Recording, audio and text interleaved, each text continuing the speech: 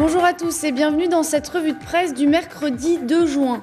À la une de la presse internationale ce matin, c'est à nouveau l'attaque contre la flottille en route vers Gaza qui retient toute l'attention. Le monde se penche sur les rapports entre Israël et la Turquie. Ils sont au plus mal, au moins 4 Turcs sont morts dans l'assaut. Le Premier ministre Recep Tayyip Erdogan parle de massacres sanglants, d'actes de terrorisme d'État et met en garde contre la colère de la Turquie. La presse turque n'est pas en reste, perdre un ami aussi précieux que la Turquie peut être risqué pour Israël, de plus en plus isolé dans la région. Fin de citation. De son côté, le quotidien israélien Haaretz se lance dans un éditorial à charge contre cette attaque. Pour lui, c'est une seconde guerre de Gaza qui pourrait coûter à Israël plus cher que la première. Le blocus devient le Vietnam israélien. Et pire que tout, l'image du pays est maintenant encore plus entachée. Le monde a maintenant les yeux rivés sur Gaza, conclut le journal.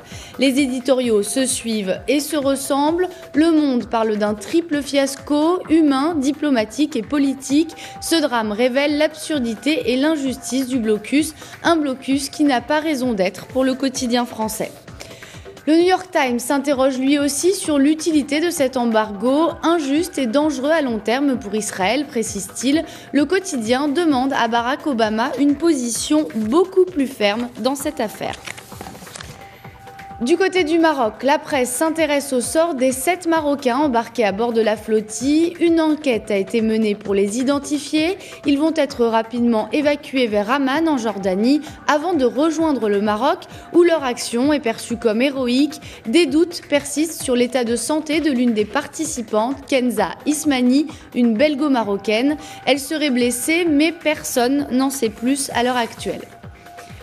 Le Maroc qui a reçu une bonne nouvelle hier, le Royaume a été cité dans le Financial Times comme l'un des lions d'Afrique, en d'autres termes, l'un des moteurs de la croissance africaine, aux côtés de l'Afrique du Sud ou de l'Égypte. Une quarantaine de compagnies du continent ont été étudiées, notamment dans le secteur des mines et des services. Leurs chiffres d'affaires vont de 350 millions à 80 milliards de dollars, des résultats qui mettent en lumière le potentiel de l'Afrique en termes d'investissement, souligne le journal. Et pour finir, un mot de tennis. Hier, c'était la surprise à Roland-Garros. Roger Federer, l'imbattable Suisse, a été éliminé. Pour le Figaro, Federer est au tapis. Il a été battu par le Suédois Robin Söderling, celui-là même qui l'avait battu l'an passé en finale. Et le Suisse a peut-être perdu plus qu'un match, analyse le journal. Il pourrait perdre sa place de numéro 1 mondial à la fin du tournoi. Ce sera le cas si Rafael Nadal remporte cette édition. Federer quitte donc le tournoi en quart de finale, une première depuis 2004.